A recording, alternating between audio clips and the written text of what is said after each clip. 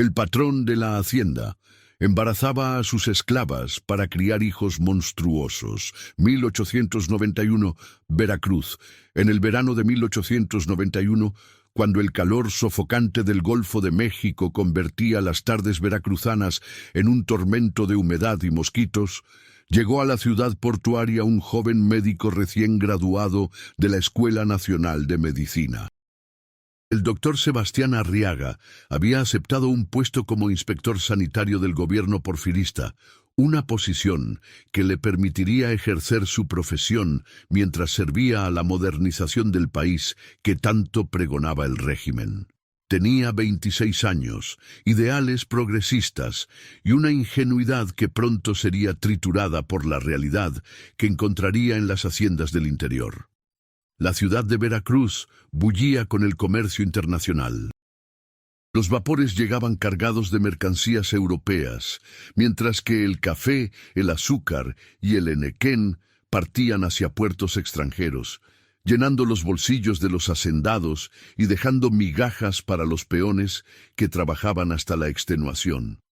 Las calles empedradas del centro contrastaban con los barrios miserables donde se amontonaban los trabajadores portuarios, los indígenas desplazados y los afrodescendientes cuyos ancestros habían sido traídos como esclavos siglos atrás. Aunque la esclavitud había sido abolida oficialmente décadas antes, en las haciendas del interior persistían formas de servidumbre apenas disfrazadas por contratos leoninos y deudas impagables, transmitidas de generación en generación. Si estás disfrutando esta historia desde cualquier parte del mundo, no olvides suscribirte al canal y dejarnos un comentario contándonos desde dónde nos estás escuchando. Tu apoyo nos ayuda a seguir trayéndote historias fascinantes y aterradoras, basadas en hechos reales. Sebastián llegó un martes por la tarde, con su maletín médico y 2 baúles conteniendo sus pertenencias. Se hospedó en una posada cercana a los muelles, donde el olor a salitre y pescado se mezclaba con el aroma del café tostado que emanaba de las bodegas comerciales. Esa misma noche, en la cantina del establecimiento, escuchó por primera vez el nombre que perseguiría su memoria hasta el último de sus días: Hacienda San Jerónimo del Encinal. El cantinero, un mulato de mediana edad con cicatrices que le cruzaban los antebrazos, bajó la voz al mencionar el lugar. «No acepte ninguna comisión que lo lleve allá, doctor», le advirtió mientras limpiaba un vaso con un trapo que había visto días mejores. «Ese lugar está maldito. O peor aún, está habitado por demonios con forma humana». Sebastián sonrió con la superioridad que le daba su educación científica. «Las maldiciones no existen, amigo. Son supersticiones de tiempos oscuros. La ciencia ha demostrado que todo tiene una explicación racional». El cantinero lo miró con una mezcla de lástima y resignación. «Hay cosas, doctor, que la ciencia de los libros no puede explicar. Cosas que solo se entienden cuando las has visto con tus propios ojos». Hizo una pausa, llenando el vaso de Sebastián con aguardiente de caña. «Don Evaristo Mendoza, el patrón de San Jerónimo, es el hombre más rico de esta región. Tiene tierras hasta donde alcanza la vista, 1000 cabezas de ganado, plantaciones de caña que alimentan 3 trapiches, pero su riqueza está construida sobre huesos y lágrimas». Sebastián bebió un sorbo. El licor le quemó la garganta. ¿Qué quiere decir con eso? Otros que las ahoga en el río apenas nacen. Lo que sí se sabe es que ninguna de esas mujeres vuelve a ser la misma, y que en esa hacienda hay secretos enterrados más profundo que los cimientos de la capilla. Sebastián quiso reír, pero algo en los ojos del cantinero lo detuvo. No era el miedo supersticioso de un campesino ignorante, era el horror de alguien que había rozado una verdad terrible. ¿Y las autoridades? No hacen nada. Las autoridades, doctor, reciben su parte. Don Evaristo tiene contactos hasta el gobernador. Es amigo personal de funcionarios en la Ciudad de México. ¿Quién va a investigar a un hombre que financia escuelas, que dona dinero para las fiestas patrias, que provee empleo a cientos de familias? En este país, el dinero compra no solo el silencio, sino también la ceguera voluntaria de quienes deberían proteger a los débiles. Esa noche, Sebastián durmió mal. El calor era insoportable, incluso con las ventanas abiertas, pero no era solo el clima lo que lo mantenía despierto. Las palabras del cantinero resonaban en su mente, mezclándose con sus propios recuerdos de las clases de anatomía, de los tratados sobre herencia y degeneración que había leído, de las teorías eugenésicas que algunos de sus profesores europeos defendían con fervor casi religioso. ¿Podría un hombre realmente intentar algo tan monstruoso? Y de ser cierto, ¿cómo era posible que continuara impune? La respuesta llegaría antes de lo que esperaba. Al día siguiente, cuando se presentó en las oficinas del gobierno sanitario, su superior, el doctor Hermenegildo Sosa, un hombre de 60 años con bigotes, a la usanza francesa y una lealtad inquebrantable al régimen porfirista, le asignó su primera comisión oficial. Debe inspeccionar las condiciones sanitarias en 5 haciendas de la región, explicó, pasándole una lista manuscrita. Estamos combatiendo el tifo y la fiebre amarilla. El presidente Díaz quiere demostrar al mundo que México es un país civilizado, no una tierra de pestilencia y barbarie. Sebastián revisó la lista. El último nombre le heló la sangre. Hacienda San Jerónimo del Encinal. Veo que duda, observó el doctor Sosa, ajustándose los anteojos. ¿Algún problema con esa hacienda en particular? Sosa suspiró, juntando las manos sobre el escritorio. Joven, en este trabajo escuchará 1000 rumores sobre cada hacendado importante. Los peones son gente supersticiosa, resentida. Inventan historias para explicar su propia miseria, para culpar a otros de sus desgracias. Don Evaristo es un hombre de negocios exitoso, un pilar de la comunidad. Ha invertido en mejoras para sus trabajadores, construido viviendas, una escuela. Sí, es estricto, como deben ser los patrones para mantener el orden. Pero las habladurías que circulan sobre él son precisamente eso, habladurías sin fundamento. ¿Y si hubiera algo de verdad en esas habladurías?, preguntó Sebastián, sabiendo que estaba arriesgándose al cuestionar a su superior el primer día. El doctor Sosa lo miró con severidad. Entonces sería su deber como médico e inspector del gobierno documentar cualquier irregularidad que encuentre. Pero le advierto, doctor Arriaga, las acusaciones infundadas contra hombres respetables pueden terminar con una carrera antes de que comience. Sea objetivo, científico. No se deje llevar por chismes de cantina. Hizo una pausa. Don Evaristo espera su visita el próximo lunes. Un carruaje vendrá a recogerlo a las 5 de la mañana. La hacienda está a 4 horas de camino hacia el interior. Los días siguientes transcurrieron en un borrón de actividad. Sebastián inspeccionó las primeras 4 haciendas de su lista, documentando casos de disentería, verificando las condiciones de los alojamientos de los peones, revisando los suministros de agua. Lo que vio lo perturbó profundamente. Los trabajadores vivían en chozas con piso de tierra, sin ventilación adecuada, amontonados en espacios donde las enfermedades se propagaban como fuego en pastizal seco. Los niños tenían vientres hinchados por parásitos. Las mujeres mostraban signos de desnutrición crónica. Los hombres arrastraban cuerpos envejecidos prematuramente por el trabajo brutal bajo el sol implacable. Sin embargo, ninguno de estos lugares se comparaba con lo que encontraría en San Jerónimo del Encinal. El lunes amaneció gris, con nubes bajas que amenazaban lluvia. El carruaje llegó puntual, conducido por un cochero silencioso que apenas respondió a los saludos de Sebastián. Era un vehículo elegante, con los escudos de la hacienda pintados en las puertas, dos leones rampantes flanqueando un árbol de encino. Dentro, los asientos estaban tapizados en cuero fino, y había incluso una pequeña cantimplora con agua fresca. Dejaron atrás la ciudad, mientras el sol comenzaba a calentar la humedad de la noche, convirtiendo el aire en una niebla pegajosa. El camino serpenteaba entre plantaciones de caña, ocasionalmente cruzando pequeños poblados donde los habitantes salían a mirar el carruaje con expresiones indescriptibles. No era curiosidad ni admiración.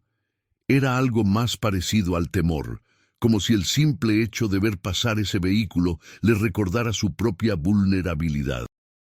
Sebastián intentó conversar con el cochero, pero el hombre se limitaba a respuestas monosilábicas.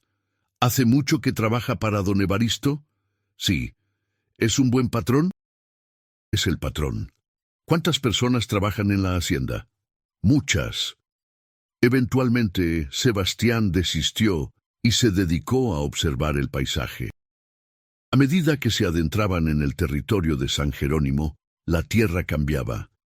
Las plantaciones estaban inmaculadamente mantenidas, las cercas reparadas, los caminos en mejor estado que los de acceso a otras haciendas. Pero había una ausencia notable. No se veían trabajadores en los campos, a pesar de que era hora de labor. Los cañaverales se extendían vacíos, meciéndose con la brisa que venía del mar lejano. ¿Dónde están los peones?, preguntó Sebastián. El cochero tardó en responder. Hoy no trabajan en estos campos. ¿Por qué no? Finalmente, después de 4 horas de viaje, el carruaje ascendió una colina y allí, dominando el valle como un señor feudal contempla su dominio, se erigía la casa grande de la hacienda San Jerónimo del Encinal. Era una construcción imponente de 2 pisos, con paredes de piedra volcánica y techos de teja roja. Columnas neoclásicas flanqueaban la entrada principal, y los balcones de hierro forjado mostraban diseños intrincados. Jardines cuidados rodeaban la edificación, con fuentes de cantera y esculturas importadas de Europa. Era la imagen misma del progreso y la civilización que el porfiriato quería proyectar. Pero Sebastián notó algo extraño. Las ventanas del segundo piso tenían barrotes, no los discretos enrejados decorativos comunes en las casas coloniales, sino barras gruesas de hierro como las de una prisión. En uno de esos balcones, por un instante fugaz, creyó ver una figura pálida moviéndose en las sombras interiores. Una figura que no parecía caminar, sino arrastrarse. El carruaje se detuvo frente a la entrada principal. Un mayordomo de edad avanzada, vestido con librea inmaculada, bajó las escaleras de piedra para recibirlo. «Doctor Arriaga, bienvenido a San Jerónimo. Don Evaristo lo espera en su despacho. Por favor, sígame». Sebastián descendió del carruaje, sintiendo la tensión en el aire como algo palpable. El silencio era antinatural. Ni siquiera se escuchaban pájaros, a pesar de los árboles frondosos que rodeaban la propiedad. El mayordomo lo guió a través de una puerta masiva de madera tallada, hacia un vestíbulo de techos altos, decorado con pinturas religiosas y retratos de familia. Los ojos de esos ancestros pintados parecían seguirlo mientras cruzaba hacia las escaleras. En el segundo piso, los corredores eran más estrechos, más oscuros. Sebastián notó que varias puertas tenían cerraduras externas y que del interior de algunas habitaciones provenían sonidos extraños, gemidos suaves, arañazos, algo que podría haber sido llanto o podría haber sido el viento colándose por las rendijas. El mayordomo caminaba con determinación, ignorando completamente esos ruidos, como si fueran parte del paisaje sonoro habitual de la casa.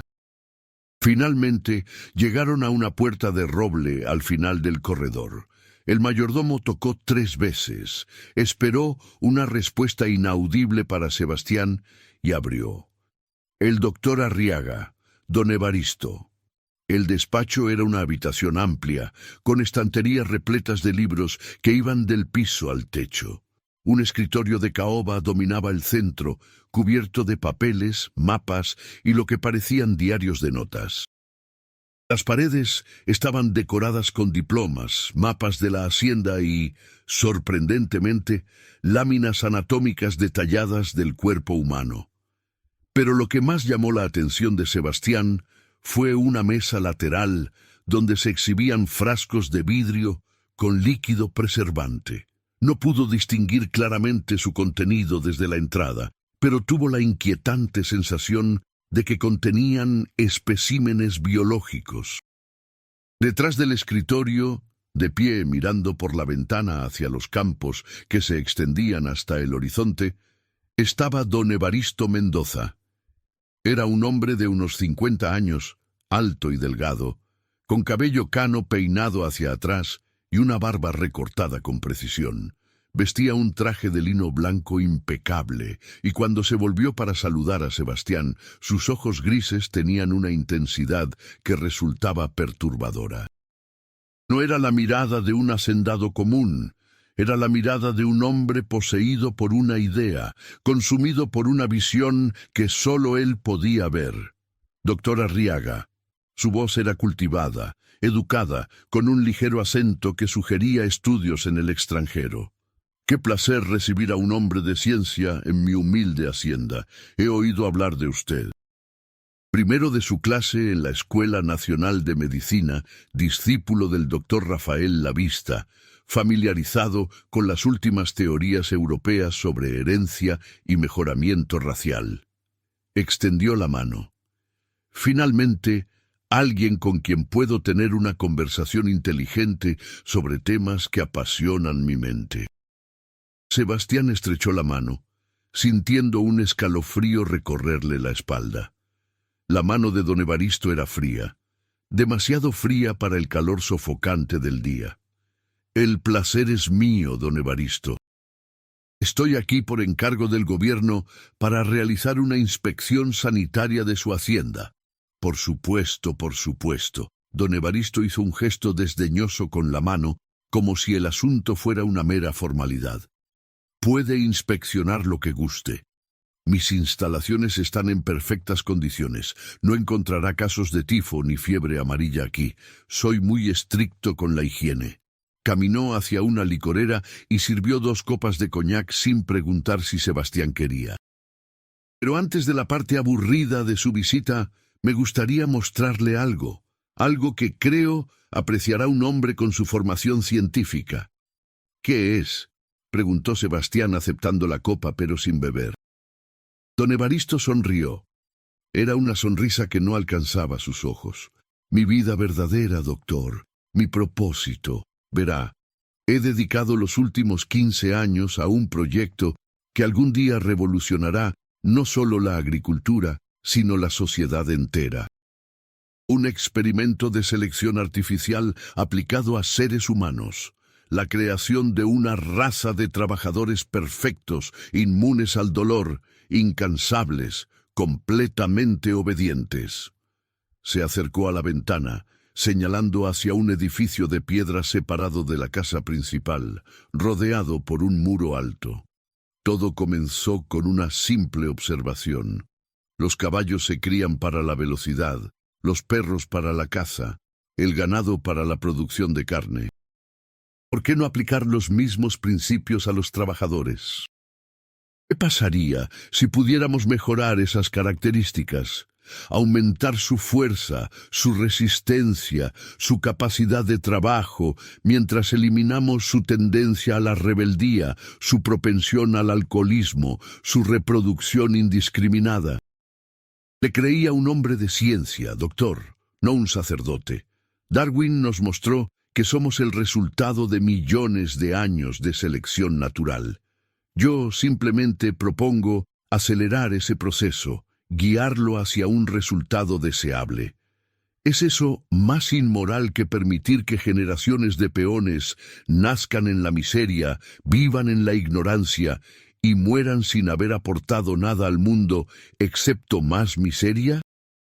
Vine aquí a realizar una inspección sanitaria, no a discutir filosofía eugenésica. Si me permite, me gustaría comenzar mi trabajo. Oh, pero su trabajo y mi proyecto están íntimamente relacionados, dijo don Evaristo caminando hacia la puerta. Venga conmigo.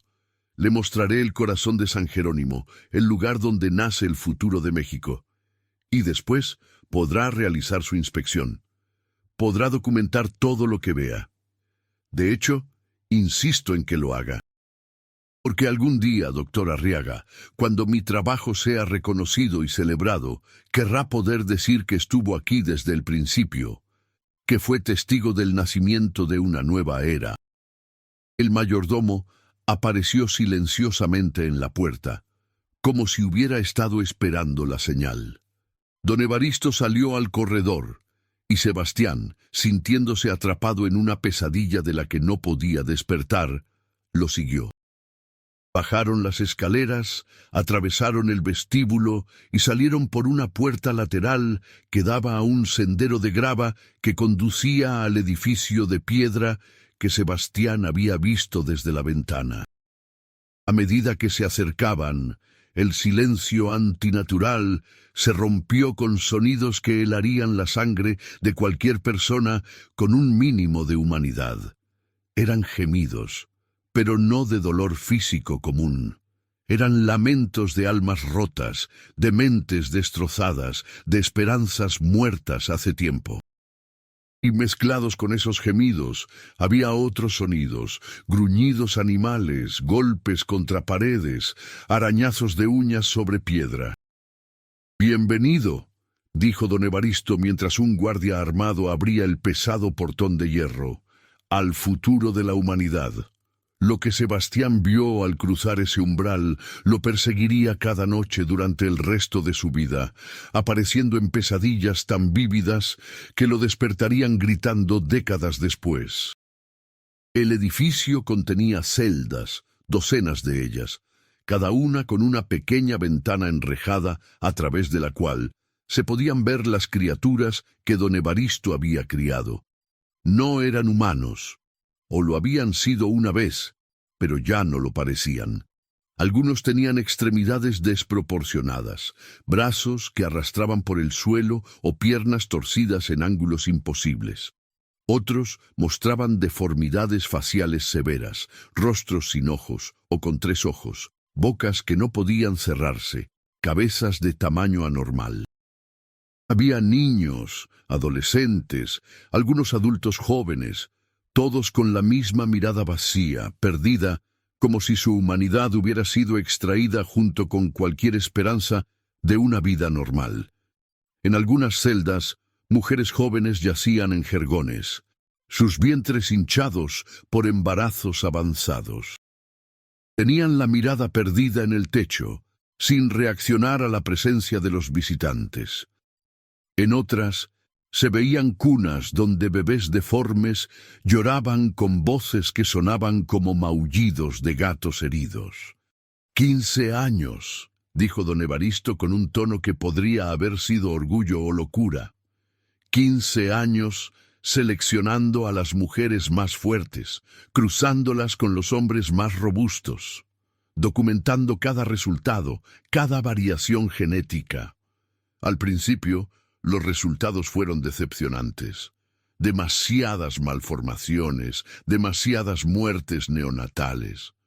Pero he estado refinando el proceso, llevando registros meticulosos, eliminando las líneas defectuosas y promoviendo las prometedoras. Sebastián no podía hablar. Su mente médica intentaba procesar lo que veía, catalogar las deformidades, entender los mecanismos biológicos. Pero su humanidad gritaba en protesta, exigiendo que hiciera algo, que detuviera esta atrocidad. Las madres, logró articular finalmente, vienen voluntariamente. A cambio, espero su obediencia total. Las muchachas que selecciono tienen el honor de contribuir al progreso científico. Sus hijos, aunque imperfectos por ahora, son peldaños hacia la perfección futura. Esto es esclavitud, dijo Sebastián, su voz temblando. Violación, tortura, es monstruoso. Es ciencia, replicó don Evaristo fríamente. Y si no tiene el estómago para apreciarla, entonces no es el hombre de ciencia que creí que era. Los grandes avances siempre requieren sacrificios. ¿Cree que Pasteur no experimentó con animales? ¿Que los anatomistas del Renacimiento no robaron cadáveres para diseccionar? El conocimiento tiene un precio, y yo estoy dispuesto a pagarlo. Sebastián retrocedió, alejándose de la celda donde una niña, de quizás 5 años, con un brazo que le colgaba inerte y ojos que no enfocaban, intentaba alcanzar algo invisible en el aire. Tengo que irme. Tengo que reportar esto. ¿A quién? La voz de don Evaristo se volvió dura, amenazante. Al doctor Sosa, quien recibe generosas donaciones de mi parte, al gobernador, quien es socio en mis negocios de exportación, a la Ciudad de México, donde tengo contactos hasta en el gabinete presidencial. Sea realista, doctor. Usted es un joven médico sin conexiones, sin fortuna. Yo soy Evaristo Mendoza, dueño de la tierra más productiva de Veracruz. ¿A quién cree que creerán? El sistema estaba diseñado para proteger a hombres como don Evaristo, para permitirles hacer lo que quisieran con los pobres, los desposeídos, los que no tenían voz. Pero tenía que intentarlo. Tenía que hacer algo. Haré mi informe, dijo con toda la dignidad que pudo reunir. Documentaré lo que he visto, y si las autoridades no actúan, encontraré otras maneras de exponer esta barbarie. Don Evaristo estudió su rostro por un largo momento. Luego asintió lentamente. Muy bien. Haga su inspección. Escriba su informe. Pero permítame darle un consejo, doctor Arriaga. En México, los idealistas jóvenes que desafían el orden establecido tienden a desaparecer. Accidentes en los caminos, asaltos de bandidos, enfermedades súbitas. Sería una lástima que algo así le ocurriera a un médico tan prometedor. No era exactamente una amenaza, pero tampoco una advertencia amistosa. Era simplemente la exposición de una realidad brutal. Sebastián completó su inspección en estado de shock, documentando mecánicamente las condiciones de los alojamientos de los peones, verificando suministros de agua, revisando casos médicos. Pero su mente estaba en otra parte, procesando el horror que había presenciado, tratando de formular un plan. Los peones que examinó estaban aterrorizados, sus ojos rogando silenciosamente que no preguntara sobre el edificio de piedra, sobre las muchachas que desaparecían, sobre los sonidos que venían de allí en las noches. Cuando finalmente el carruaje lo llevó de vuelta a Veracruz, cayendo la tarde del lunes, Sebastián era un hombre diferente. Había perdido su ingenuidad, su fe en que la ciencia y el progreso eran fuerzas puramente benévolas. Había visto cómo podían ser pervertidas, convertidas en herramientas de opresión y crueldad inimaginable. Esa noche, en su habitación de la posada, escribió un informe detallado de todo lo que había visto. No solo las condiciones sanitarias, sino también el proyecto eugenésico de don Evaristo, las mujeres embarazadas contra su voluntad, las criaturas deformes mantenidas en celdas. Escribió con la precisión de un médico y la pasión de un hombre que había presenciado una atrocidad imperdonable. Al día siguiente presentó el informe al doctor Sosa. Su superior lo leyó en silencio, su rostro pasando de la curiosidad al desconcierto y finalmente a una expresión cuidadosamente neutra. Cuando terminó, dejó las páginas sobre su escritorio y se quitó los anteojos para limpiarlos, una acción que Sebastián comenzaba a reconocer como un gesto para ganar tiempo mientras decidía qué decir. Esto es perturbador, dijo finalmente.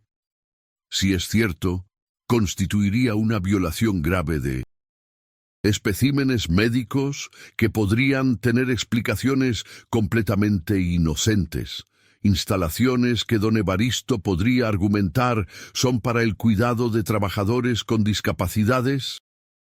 Si presentamos este informe tal cual está, don Evaristo simplemente lo negará.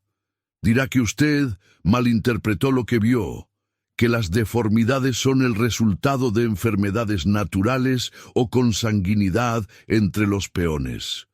Y entonces, nosotros quedaremos como funcionarios incompetentes que difaman a ciudadanos prominentes. Yo perderé mi puesto. Usted nunca volverá a trabajar en medicina pública.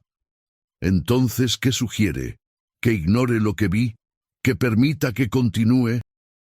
Sebastián salió de esa oficina sintiéndose derrotado, traicionado por el sistema que se suponía debía proteger a los vulnerables.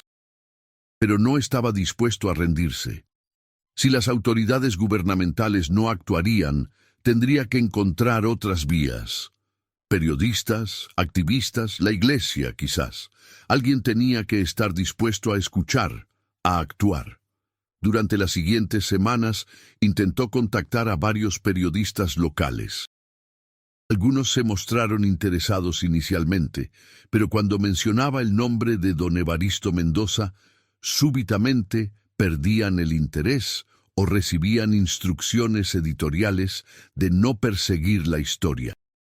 Uno de ellos, un joven reportero del Diario de Veracruz, llamado Miguel Sandoval, le explicó la situación con brutal honestidad. Don Evaristo compra publicidad en todos los periódicos importantes. Es amigo personal de los dueños. Ninguna publicación se arriesgará a ofenderlo por una historia que, francamente, suena demasiado fantástica para ser creída sin pruebas irrefutables. La iglesia fue igualmente decepcionante. El párroco principal de Veracruz, padre Anselmo, escuchó su relato con expresión grave, pero finalmente movió la cabeza. Don Evaristo es uno de nuestros benefactores más generosos. Financia la construcción de una nueva capilla en su hacienda. Ha donado fondos para el hospital de caridad. Sin evidencia física, sin testigos dispuestos a hablar, no puedo hacer acusaciones contra él basándome únicamente en su testimonio, doctor. Sería imprudente y posiblemente calumnioso. Sebastián se encontró aislado. Sus intentos de exponer la verdad chocando contra un muro de complicidad, conveniencia y miedo, pero algo inesperado estaba por ocurrir, algo que cambiaría el curso de los eventos de manera dramática y terrible. Una noche, 3 semanas después de su visita a San Jerónimo, Sebastián fue despertado por golpes frenéticos en la puerta de su habitación. Cuando abrió, encontró al cochero que lo había llevado a la hacienda, el hombre que apenas había hablado durante el viaje. Ahora su rostro estaba contorsionado por el terror. Sudor corría por su frente a pesar del frío de la madrugada. «Doctor», jadeó, «tiene que venir. Ahora, ha pasado algo terrible en la hacienda. Don Evaristo está muerto. Y las criaturas se han escapado». Sebastián no lo pensó 2 veces. Se vistió apresuradamente, tomó su maletín médico y siguió al cochero hacia un carruaje que esperaba en la calle, los caballos resoplando nerviosamente. Durante el trayecto de regreso a San Jerónimo, el cochero, cuyo nombre era Tomás, le contó lo que sabía entre jadeos entrecortados por el pánico. Fue anoche, pasada la medianoche. Los guardias escucharon ruidos extraños viniendo del edificio de piedra.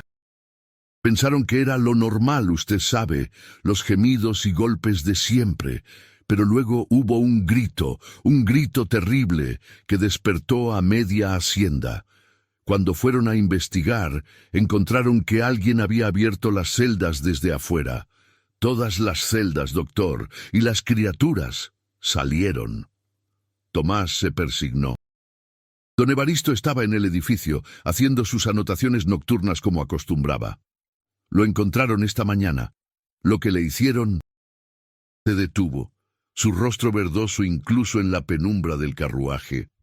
No queda mucho que reconocer. ¿Quién abrió las celdas?, preguntó Sebastián, su mente médica tratando de mantener la calma mientras procesaba la información. Nadie lo sabe. Los guardias dicen que vieron una figura femenina corriendo hacia los campos de caña. Una de las mujeres del edificio, creen. Pero cuando fueron a buscarla, había desaparecido, y las criaturas también se dispersaron. Algunas hacia el bosque, otras hacia los campos. Algunas simplemente se esfumaron en la oscuridad. El amanecer comenzaba a teñir el cielo de naranja cuando llegaron a San Jerónimo. La hacienda que días atrás había proyectado una imagen de orden y prosperidad ahora parecía un lugar asediado. Grupos de peones armados con machetes y antorchas patrullaban los caminos. Las mujeres mantenían a los niños dentro de las chozas. El ganado mugía inquieto en los corrales. Y sobre todo, flotaba un miedo palpable, primitivo, el terror ancestral a lo desconocido que acecha en la oscuridad. El mayordomo, que había recibido a Sebastián con tanta formalidad días atrás, ahora era un hombre desmoronado. Sus manos temblaban mientras lo guiaba no hacia la casa grande, sino directamente al edificio de piedra. «El cuerpo sigue allí», explicó con voz quebrada. «Nadie ha querido tocarlo. Esperábamos que usted, como médico, pudiera certificar la muerte y ayudarnos a entender qué pasó». Sebastián entró al edificio con el estómago revuelto. El hedor a muerte reciente, mezclado con los olores a orina, heces y enfermedad que impregnaban el lugar, era casi insoportable. Las celdas estaban abiertas, sus puertas de hierro colgando de las bisagras, jergones vacíos, cunas volcadas, manchas de sangre en las paredes de piedra. En el centro del corredor principal, rodeado por un charco oscuro de sangre coagulada, yacía lo que quedaba de don Evaristo Mendoza. No había sido una muerte rápida ni misericordiosa. El cuerpo mostraba signos de violencia extrema, múltiples heridas causadas por lo que parecían uñas y dientes. Los ojos habían sido arrancados de sus órbitas, la garganta desgarrada, partes del rostro devoradas. Era como si una jauría de animales salvajes lo hubiera atacado, excepto que los patrones de las heridas no correspondían a ningún animal conocido.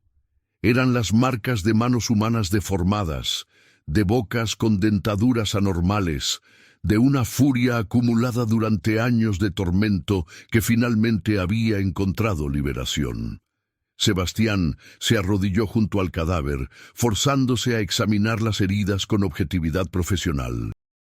Tomó notas detalladas, documentando cada lesión, cada evidencia de la brutalidad del ataque. Mientras trabajaba, escuchó pasos detrás de él. Se volvió para encontrar a una mujer de mediana edad, vestida con el simple atuendo de una trabajadora de la hacienda, observándolo desde la entrada de una de las celdas vacías. «¿Usted es el doctor de la ciudad?», preguntó con voz áspera como si no hubiera hablado en mucho tiempo. «Soy el doctor Arriaga», confirmó Sebastián poniéndose de pie. «¿Usted estuvo aquí, en este edificio?» Lo mantuvieron en la celda número 12. Cada noche lo escuchaba llorar y no podía hacer nada, nada. «¿Qué pasó anoche?», preguntó Sebastián suavemente. «¿Quién abrió las celdas?». «Robó las llaves del guardia, las que siempre colgaban de su cinturón cuando dormitaba en su puesto. Y las abrió. Todas y cada una de las puertas. Luego desapareció en la noche». ¿Y las criaturas atacaron a don Evaristo? Cuando salió y vio las celdas abiertas, trató de escapar, pero ellos lo rodearon, sus propios hijos, sus propias creaciones.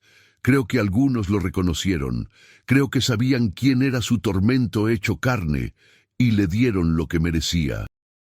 Sebastián pasó el resto de la mañana entrevistando a otros trabajadores, documentando testimonios, tratando de reconstruir los eventos de la noche anterior. La historia que emergió era de un horror sistemático que había durado 15 años, oculto detrás de las paredes de ese edificio de piedra. Don Evaristo había seleccionado a las mujeres más jóvenes entre sus peones, generalmente entre los 14 y 20 años, y las había forzado a participar en su experimento eugenésico. Las embarazaba repetidamente, llevando registros meticulosos de cada concepción, cada embarazo, cada nacimiento. Los niños que nacían con deformidades severas eran mantenidos en el edificio, estudiados, medidos, documentados como especímenes científicos. Aquellos que morían eran enterrados en una fosa común en el bosque detrás de la hacienda. Los pocos que nacían sin deformidades aparentes eran entregados a familias de peones con la advertencia de nunca revelar su verdadero origen. Las madres eran mantenidas en el edificio hasta que ya no podían concebir, momento en el cual eran liberadas con amenazas de muerte si hablaban de lo que habían experimentado. Todo había sido posible gracias a un sistema que consideraba a los peones como menos que humanos, como propiedad del patrón para ser usada como él quisiera. El sistema de deudas hereditarias los ataba a la hacienda tan efectivamente como cadenas de hierro. Las autoridades hacían la vista gorda a cambio de sobornos. La iglesia aceptaba donaciones generosas y no hacía preguntas incómodas, y la sociedad en general prefería no saber, no ver, no reconocer la barbarie que sostenía su comodidad. Alrededor del mediodía, mientras Sebastián terminaba de examinar el edificio, llegó un destacamento de rurales, la fuerza policial del Porfiriato, conocida tanto por su efectividad como por su brutalidad. Los comandaba un capitán llamado Servando Robledo, un hombre corpulento con bigote de morsa y ojos que habían visto demasiada violencia para sorprenderse por nada. «Doctor Arriaga», saludó secamente, «me informan que usted es testigo de esta situación. Necesito su declaración oficial sobre la muerte de don Evaristo». Sebastián lo llevó a ver el cuerpo, explicando sus hallazgos forenses. El capitán Robledo escuchó sin expresión, tomando notas ocasionales en un cuaderno gastado. Cuando Sebastián terminó, el capitán cerró su cuaderno y miró alrededor del edificio con disgusto mal disimulado. «Una situación desafortunada», comentó. «Un hacendado respetable asesinado por... ¿Qué exactamente? ¿Peones rebeldes? ¿Alguna de sus mujeres descontentas? Forzó a mujeres a embarazos contra su voluntad. Mantuvo a niños deformados, en condiciones inhumanas. Lo que le sucedió fue el resultado de años de abuso sistemático». El capitán lo miró largamente. «¿Tiene pruebas de esas acusaciones? ¿Documentos? Evidencia física que no sean los testimonios de peones que acaban de asesinar a su patrón y tienen todo el motivo del mundo para inventar justificaciones? Y están los registros de don Evaristo. Tiene que haber llevado documentación de sus experimentos, probablemente en su despacho de la Casa Grande». «Interesante teoría», dijo el capitán, «pero mi trabajo no es investigar las actividades privadas de un hacendado muerto. Mi trabajo es encontrar a los asesinos y llevarlos ante la justicia. Esos especímenes que escaparon, esas criaturas deformadas, son responsables de un crimen capital. Deben ser capturados». «¿Para qué?», preguntó Sebastián sintiendo una furia fría crecer en su pecho. «Para encerrarlos, ejecutarlos. Ellos son las víctimas aquí, capitán. Fueron creados para sufrir, mantenidos en cautiverio. Nunca tuvieron la oportunidad de una vida normal. No son criminales, son evidencia de un crimen. Son monstruos que mataron a un hombre», replicó el capitán con dureza. «Y según la ley, eso los hace asesinos sin importar las circunstancias de su nacimiento. Ahora, doctor, Le sugiero que regrese a Veracruz y prepare su informe oficial. Mis hombres se encargarán de rastrear a los fugitivos. Este asunto se resolverá de la manera que debe resolverse. Sebastián comprendió entonces que no habría justicia real.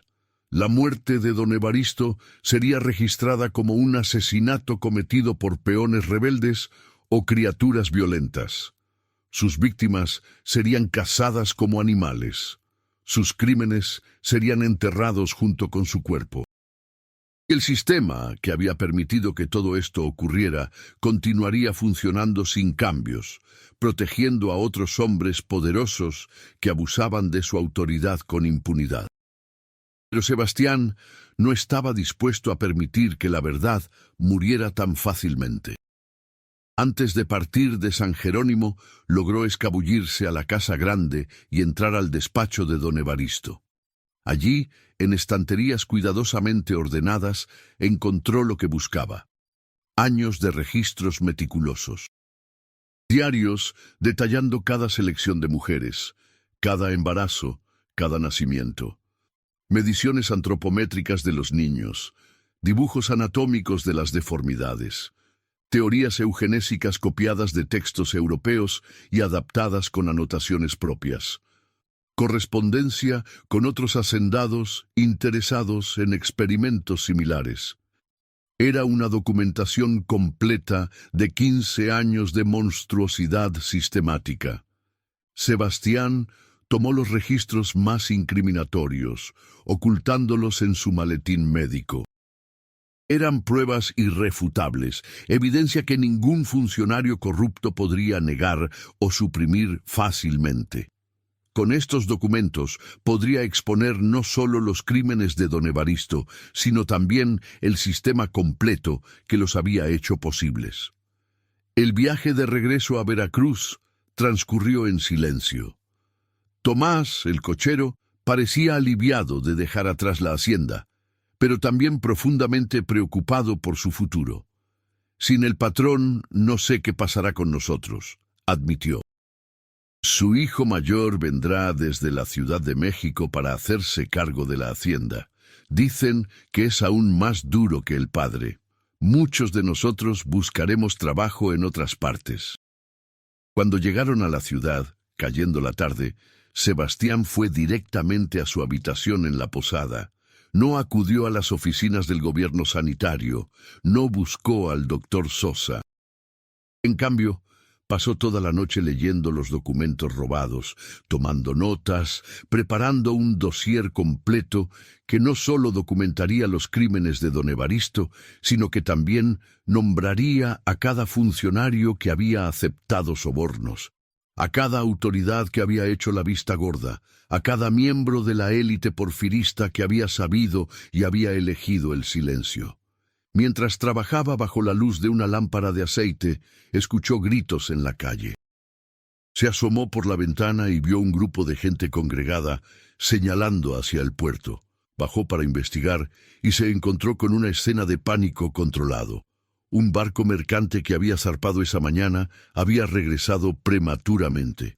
Los marineros contaban una historia extraña. Habían visto figuras moviéndose por los muelles antes del amanecer, figuras que no caminaban correctamente, que se arrastraban o cojeaban. Cuando intentaron acercarse, las figuras huyeron hacia los barrios pobres del norte de la ciudad. «Son ellos», susurró una mujer a su lado. «Las criaturas de San Jerónimo han venido a la ciudad». Durante los días siguientes, Veracruz fue presa de una paranoia creciente.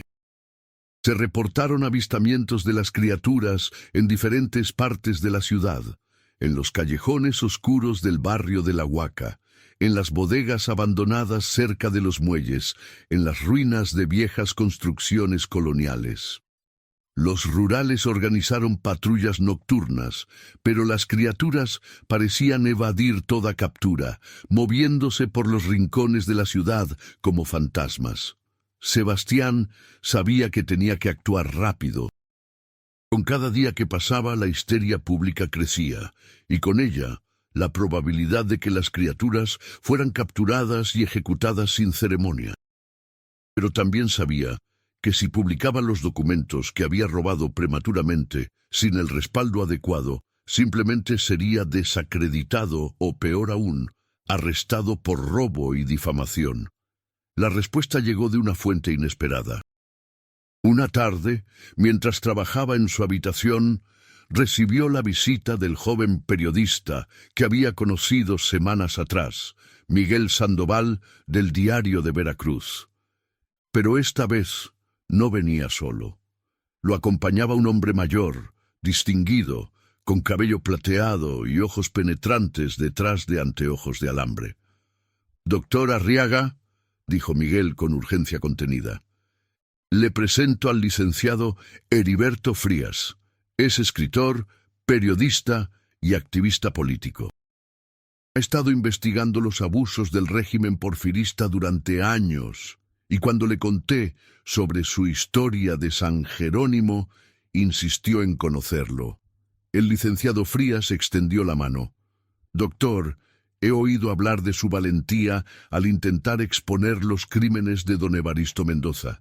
También he oído que tiene en su posesión documentos que podrían destruir no solo la reputación de un hacendado muerto, sino también comprometer a docenas de funcionarios corruptos. ¿Es cierto? Causará un escándalo que el gobierno porfirista no podrá ignorar o suprimir. La presión internacional los forzará a actuar». Era arriesgado. Si el plan fallaba, Sebastián se convertiría en un fugitivo. Posiblemente terminaría en prisión o muerto en un accidente conveniente. Pero si no hacía nada, la verdad moriría con él, enterrada bajo capas de complicidad y olvido deliberado. «Hay otra cosa que debes saber», agregó Frías. «Las criaturas que escaparon de San Jerónimo, algunas de ellas están siendo protegidas por activistas y simpatizantes de nuestra causa. Las hemos escondido en lugares seguros, donde los rurales no pueden encontrarlas. Si usted acepta trabajar con nosotros, podría examinarlas médicamente, documentar sus condiciones. Sería evidencia adicional, imposible de refutar». Sebastián tomó su decisión. Entregó los documentos robados a Frías, quien los guardó cuidadosamente en un portafolio de cuero.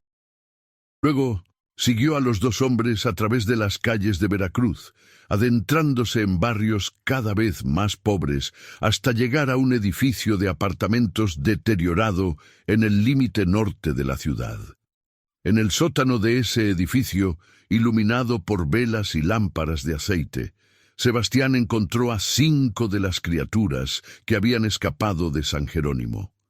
Estaban siendo cuidadas por mujeres del barrio, alimentadas, limpiadas, tratadas con una humanidad que probablemente nunca habían experimentado. Al ver a Sebastián, algunas retrocedieron temerosas, pero otras, especialmente las más jóvenes, lo miraron con algo parecido a la esperanza. Pasó horas examinándolas, documentando sus condiciones con la meticulosidad de un científico y la compasión de un médico. Había un niño de quizás 8 años, con extremidades desproporcionadas y columna curvada que le dificultaba caminar. Una adolescente con una deformidad facial severa que le impedía hablar claramente, pero cuyos ojos mostraban una inteligencia aguda. Un joven adulto con un brazo atrofiado y el otro hipertrofiado, pero que había aprendido a usar ambos con sorprendente habilidad. Lo que más impresionó a Sebastián no fueron las deformidades físicas, sino la humanidad que persistía a pesar de todo. Estas criaturas, criadas en cautiverio, tratadas como experimentos, habían retenido capacidad para el afecto, la curiosidad, incluso la gratitud hacia quienes ahora las cuidaban. No eran los monstruos que la sociedad los pintaba, eran víctimas de una monstruosidad mucho mayor. Mientras trabajaba, una de las mujeres que cuidaban a las criaturas se acercó. Era mayor, con rostro surcado por arrugas profundas y manos callosas de una vida de trabajo duro. «Doctor», dijo en voz baja, «quiero que sepa algo. Refugio Campos, la mujer que liberó a estas criaturas, también está aquí, en la ciudad. Ha estado moviéndose entre diferentes escondites, ayudándonos a cuidar de los niños. Quiere hablar con usted. Sebastián la siguió a una habitación pequeña en la parte trasera del sótano. Allí, sentada en un camastro, estaba una mujer que aparentaba 50 años, pero que probablemente tenía menos de 30. Su cabello era blanco prematuro, su piel marcada por cicatrices, sus ojos hundidos en cuencas oscuras, pero cuando habló, su voz era clara, determinada. «Usted es el doctor que vino a la hacienda hace semanas», dijo. No era una pregunta. Vi cómo miraba las celdas, cómo reaccionó ante lo que don Evaristo le mostró. Vi horror en sus ojos, no la curiosidad científica fría que el patrón esperaba. Por eso supe que había esperanza. Que alguien del mundo exterior finalmente vería lo que nos habían hecho. Refugio. Sebastián se arrodilló junto al camastro para estar a su nivel. Lo que hiciste fue increíblemente valiente. Liberaste a esas criaturas. Les diste una oportunidad que nunca hubieran tenido. Liberé a mis hijos, corrigió ella, a los hijos que me forzó a concebir. 7 embarazos en 10 años, 4 nacieron vivos, 3 murieron en el parto. Los que vivieron los mantuvieron en esas celdas, estudiándolos, midiéndolos, tratándolos como animales de laboratorio. Y yo tenía que escuchar sus llantos cada noche, sabiendo que yo era su madre, pero sin poder hacer nada por ellos. Las lágrimas corrían por sus mejillas. Algo se rompió en mí esa noche. No podía soportarlo más. Sabía que si los liberaba, probablemente matarían a don Evaristo. Y me alegro de que lo hicieran. Me alegro. Sebastián tomó su mano. Era pequeña, frágil, pero tenía la fuerza de alguien que había sobrevivido a lo inimaginable. Tu testimonio, junto con los documentos que encontré, junto con los exámenes médicos de las criaturas, juntos podemos exponer lo que pasó. Podemos asegurarnos de que el mundo sepa la verdad. ¿Y luego qué?, preguntó Refugio. ¿Habrá justicia? ¿O solo más historias de horror para que la gente lea en los periódicos y luego olvide? ¿Cambiarán las leyes? ¿Otros patrones dejarán de abusar de sus peones o simplemente serán más cuidadosos para no ser descubiertos? Durante las siguientes semanas, trabajando en secreto, Sebastián, Miguel y el licenciado Frías compilaron un dossier completo sobre los crímenes de San Jerónimo. Incluía los documentos originales de don Evaristo, testimonios jurados de las víctimas, exámenes médicos detallados de las criaturas, fotografías tomadas clandestinamente del edificio de piedra y sus celdas. Era un documento exhaustivo, irrefutable, devastador. Frías lo envió a contactos en periódicos extranjeros, The New York Times, Le Figaro en París, El Liberal en Madrid. También a organizaciones de derechos humanos emergentes, a activistas internacionales que estaban comenzando a cuestionar las prácticas laborales en las colonias y países en desarrollo. La historia explotó en la prensa internacional a finales de octubre de 1891. Horror en México.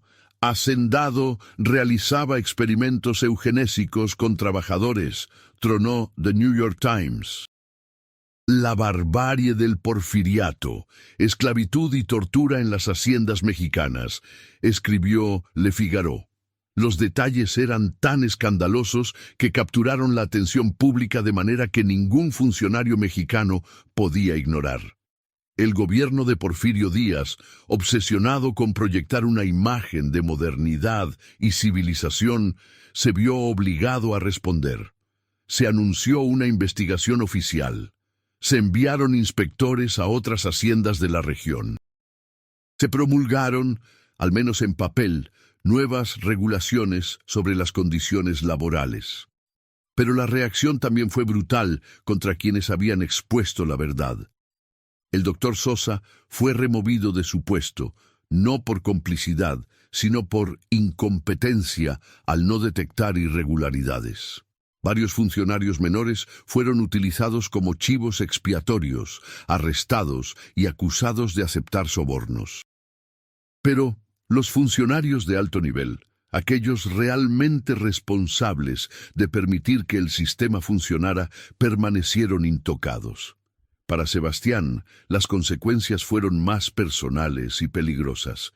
Su nombre apareció en los artículos internacionales como la fuente principal de información. Inmediatamente fue despedido de su posición como inspector sanitario. Se presentaron cargos criminales contra él por robo de documentos privados. Su licencia médica fue suspendida pendiente de investigación. Peor aún, comenzó a recibir amenazas, notas dejadas bajo la puerta de su habitación advirtiendo que los amigos de don Evaristo no olvidaban las traiciones. Hombres que lo seguían por las calles, haciéndose visibles deliberadamente para intimidarlo. Un intento de envenenamiento frustrado solo porque el cantinero de su posada reconoció a uno de los hombres que intentó adulterar su bebida. El licenciado Frías, quien tenía más experiencia en navegar los peligros de desafiar al régimen, lo instó a huir. La Ciudad de México es más grande, más anónima. Allí puede reinventarse, continuar su trabajo bajo otro nombre. Aquí en Veracruz está demasiado expuesto. Pero antes de que Sebastián pudiera actuar en esa sugerencia, ocurrió algo que cambiaría completamente el curso de los eventos.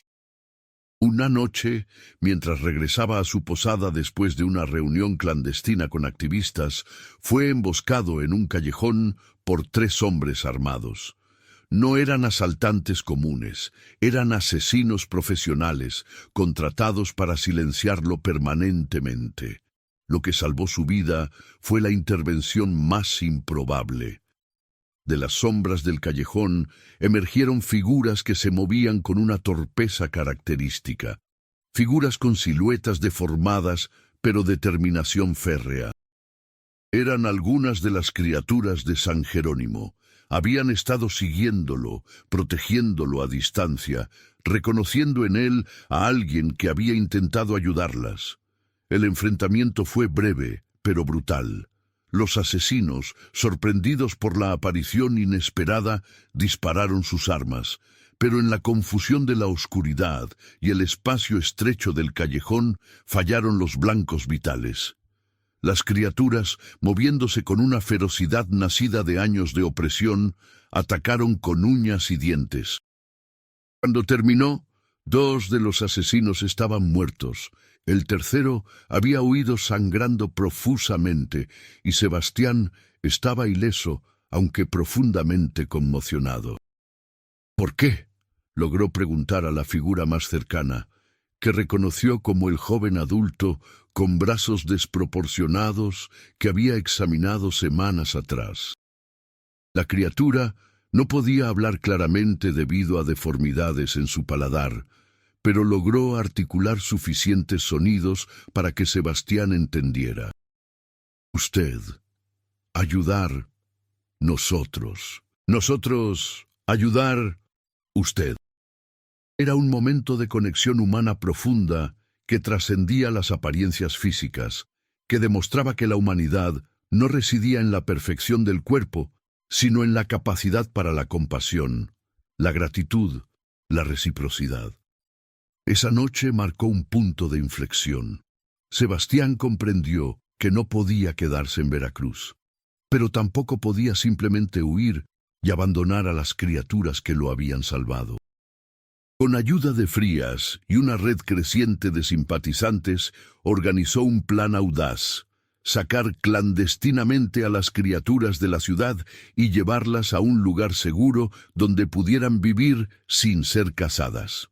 El lugar elegido fue una comunidad remota en las montañas de Oaxaca, donde misioneros progresistas habían establecido un refugio para personas marginadas por la sociedad. Era un viaje peligroso que tomaría semanas, moviéndose en pequeños grupos, viajando de noche, escondiéndose durante el día. Sebastián lideró el primer grupo, que incluía a Refugio Campos y 4 de las criaturas más jóvenes. Partieron una noche de noviembre, abandonando Veracruz bajo la cobertura de la oscuridad, dejando atrás la ciudad portuaria que había sido escenario de tanto horror y, paradójicamente, de tanto heroísmo humano. El viaje fue arduo. Tuvieron que evitar caminos principales donde los rurales establecían controles. Dependieron de la ayuda de campesinos y trabajadores rurales que, aunque aterrorizados por la apariencia de las criaturas, reconocían en Sebastián a un hombre tratando de hacer lo correcto. La solidaridad de los oprimidos, descubrió, era más fuerte que el miedo o el prejuicio. Hubo momentos de peligro extremo. En un pueblo cerca de Córdoba fueron reconocidos y casi capturados por una patrulla de rurales. Solo la rápida intervención de una familia que los escondió en un sótano los salvó. En otro incidente, atravesando un bosque denso, fueron atacados por bandidos que vieron en ellos presas fáciles. Pero las criaturas, a pesar de sus limitaciones físicas, demostraron ser sorprendentemente capaces de defenderse cuando era necesario. A lo largo del viaje, Sebastián tuvo tiempo para conocer realmente a las criaturas, no como especímenes médicos, sino como individuos con personalidades, miedos, esperanzas. Descubrió que el niño, con extremidades desproporcionadas, tenía un talento natural para la música, tarareando melodías complejas que había escuchado durante su cautiverio. Que la adolescente con deformidad facial era extraordinariamente perceptiva, capaz de leer emociones en las personas con una precisión inquietante. Que el joven con brazos desiguales tenía una memoria fotográfica, recordando cada detalle de cada lugar que visitaban. Refugio Campos se convirtió en una figura materna para todas las criaturas, no solo para sus propios hijos. Había algo sanador para ella en poder finalmente cuidarlos abiertamente, protegerlos, darles el amor que el cautiverio les había negado. Sebastián la observaba interactuar con ellos y veía cómo gradualmente, día tras día, la luz regresaba a sus ojos, cómo la mujer rota que había conocido en el sótano de Veracruz se transformaba en alguien con propósito renovado. Finalmente, después de 3 semanas de viaje, llegaron a las montañas de Oaxaca. El refugio era un conjunto de edificios modestos construidos en una ladera, rodeados por bosques de pinos y campos cultivados por la comunidad. Los misioneros que lo dirigían, liderados por el padre Agustín Morales, un sacerdote jesuita con ideas progresistas que lo habían puesto en conflicto con la jerarquía eclesiástica conservadora, lo recibieron sin juicio. «Todos son bienvenidos aquí», dijo el padre Agustín, mirando a las criaturas con compasión genuina. «Dios no crea monstruos, solo crea almas, y todas las almas merecen dignidad, amor y la oportunidad de vivir en paz». Durante los meses siguientes, otros grupos llegaron desde Veracruz. Miguel Sandoval y el licenciado Frías habían organizado una operación clandestina para evacuar a todas las criaturas de San Jerónimo que pudieron localizar, así como a las mujeres que habían sido víctimas de don Evaristo. No todas pudieron ser encontradas. Algunas habían muerto durante el escape inicial, otras habían desaparecido en la vastedad de México rural. Pero la mayoría llegó al refugio, donde comenzaron el largo proceso de sanar, de aprender a vivir fuera del cautiverio, de descubrir quiénes eran más allá de su trauma. Sebastián se quedó en el refugio, trabajando como médico de la comunidad. Su carrera en la medicina oficial había terminado, su nombre estaba manchado en los registros gubernamentales, pero había encontrado un propósito más profundo. Documentó las vidas de las criaturas, no como especímenes, sino como historias humanas de supervivencia y resiliencia. Escribió extensamente sobre las implicaciones éticas de la eugenesia, sobre los peligros de reducir a los seres humanos a variables en experimentos científicos.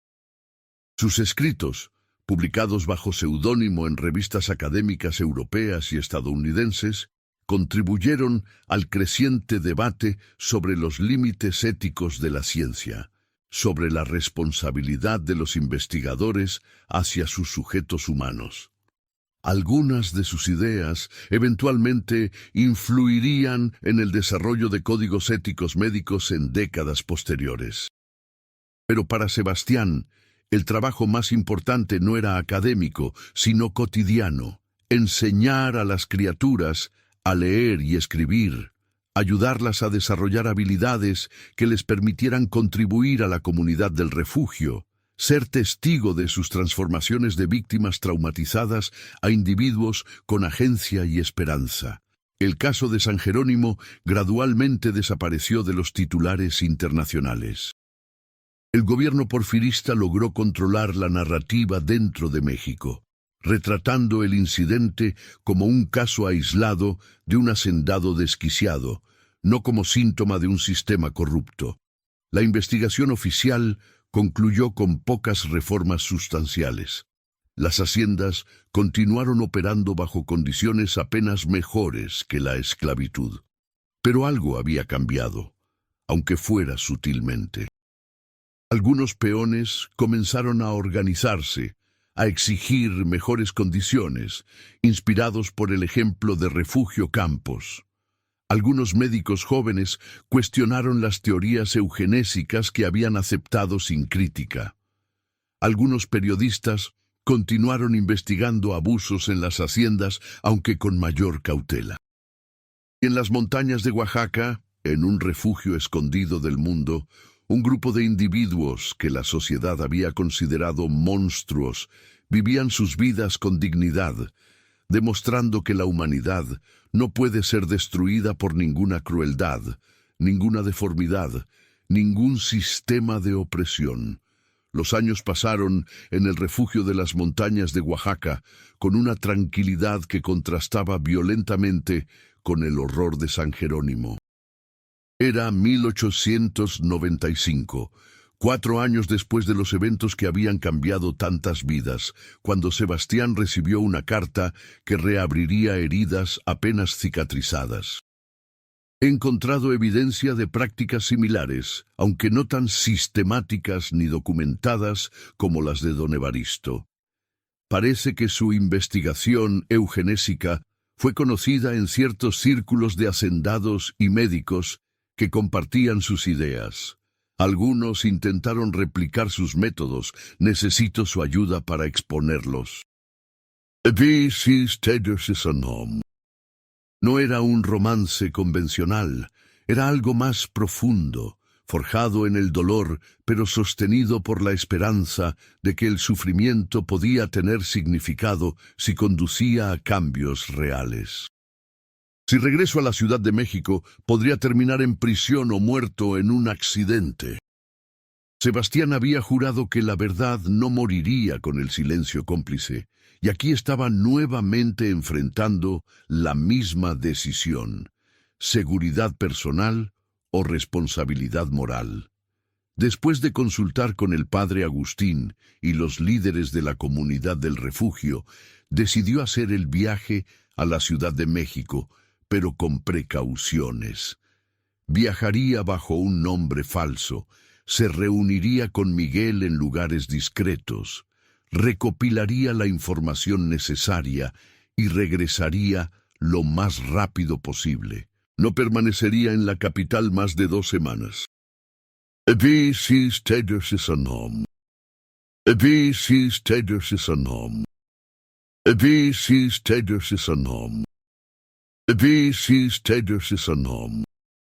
Y 3 más en Veracruz, relativamente cerca de donde estaba San Jerónimo, Es como si el proyecto de don Evaristo hubiera inspirado a otros a intentar versiones de su pesadilla.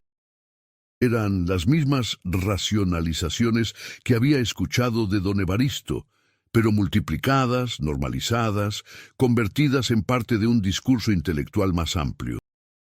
No mencionan explícitamente los experimentos de las haciendas, pero proporcionan el marco teórico que los justifica. Sus testimonios eran devastadores, relatos de violaciones sistemáticas disfrazadas como programas de reproducción, de embarazos forzados, de niños separados de sus madres basándose en características físicas arbitrarias. Estar juntos. Cuando quedé embarazada, me mantuvieron separada de las otras trabajadoras, como si fuera un animal de crianza valioso. Mi hijo nació con un brazo deformado. Lo consideraron un fracaso, un defecto en su experimento. Cuando tenía 6 meses, desapareció. Dijeron que había muerto de fiebre, pero nunca vi su cuerpo. Nunca pude enterrarlo. El patrón de abuso era consistente. Jóvenes seleccionadas por características físicas, embarazos forzados, niños tratados como especímenes, y un silencio impuesto mediante amenazas, deudas y el completo control que los hacendados ejercían sobre las vidas de sus trabajadores. Había un pequeño pero creciente grupo que argumentaba que la aplicación de principios de crianza animal a seres humanos era fundamentalmente inmoral, sin importar las justificaciones científicas.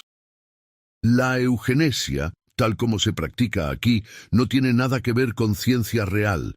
Es simplemente una excusa para continuar explotando a los pobres, ahora con una justificación que suena moderna y científica. Pero los principios básicos de la medicina hipocrática exigen que no hagamos daño. Estos experimentos violan ese principio de la manera más fundamental.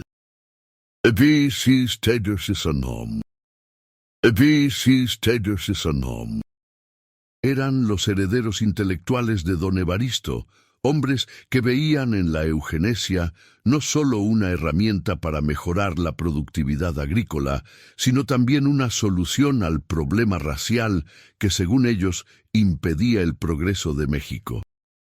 De crear colonias de reproducción selectiva en diferentes regiones del país, de establecer criterios científicos para determinar quién puede casarse y tener hijos.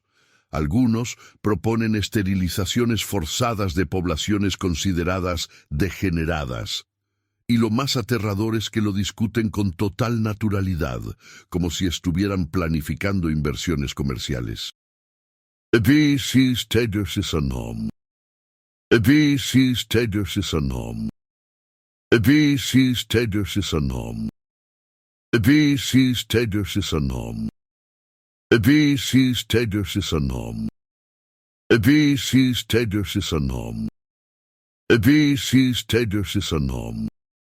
Incluía testimonios de docenas de víctimas, documentación de al menos 7 haciendas donde se realizaban experimentos eugenésicos, correspondencia del Círculo de Mejoramiento Nacional y la declaración firmada por médicos progresistas condenando estas prácticas.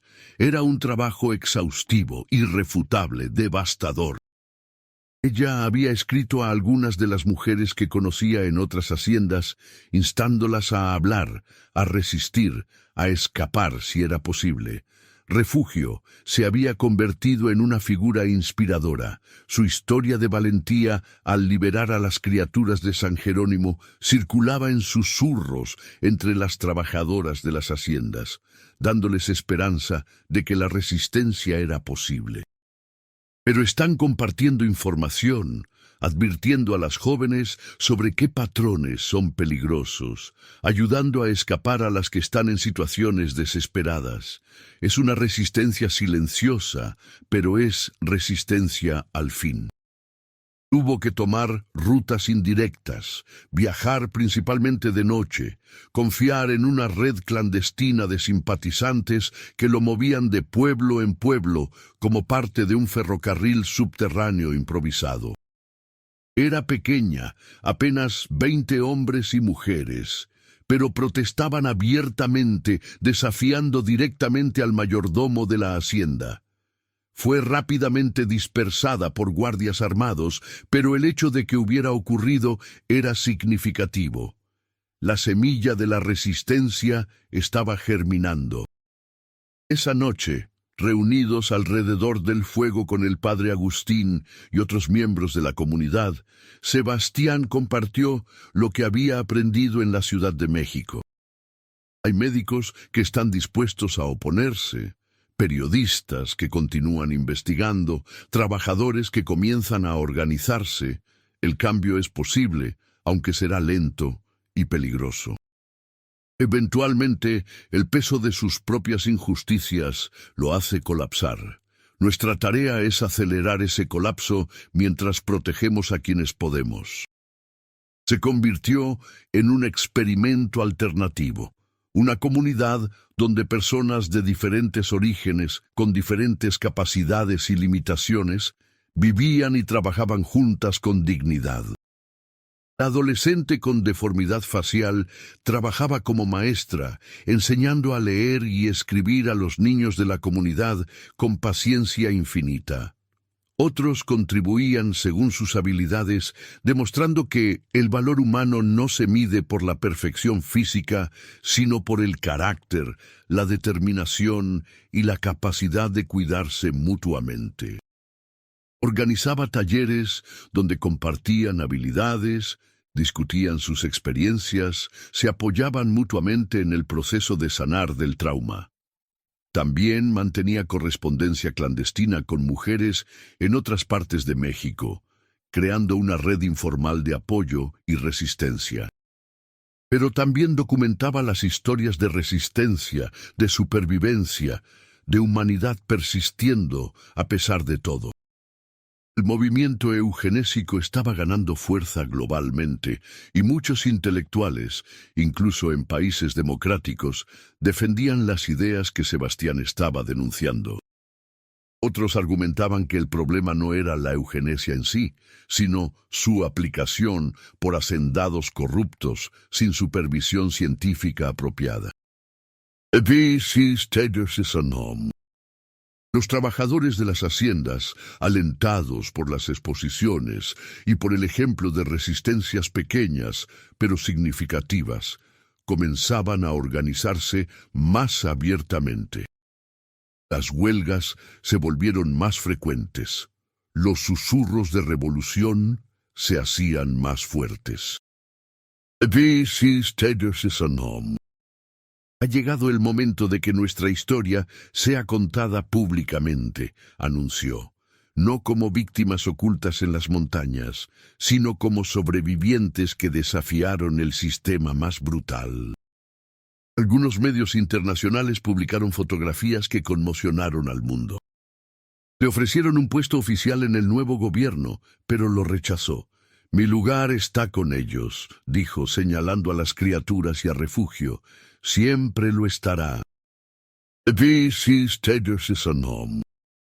Viajó por todo México, contando su historia, advirtiendo sobre los peligros de reducir a los seres humanos a experimentos, inspirando a una generación de activistas. El edificio de piedra donde habían ocurrido los horrores fue eventualmente demolido por los lugareños que esparcieron sal sobre los cimientos. La tierra fue redistribuida entre los peones que la habían trabajado durante generaciones. Los ancianos de la región todavía cuentan historias en voz baja sobre el patrón que jugó a ser Dios, sobre las criaturas que se vengaron, sobre la mujer valiente que liberó a sus hijos de las celdas. Las historias han adquirido elementos míticos con el tiempo, pero su núcleo de verdad permanece inquebrantablemente real. Su lápida lleva una inscripción simple: Refugio Campos de Arriaga, sobreviviente, libertadora, Madre, 1881-1950. El último de las criaturas originales de San Jerónimo murió en 1975, a la edad de 84 años. Era el niño con extremidades desproporcionadas que Sebastián había examinado por primera vez en aquel sótano de Veracruz. Antes de morir, dio una entrevista a historiadores que documentaban los horrores del porfiriato.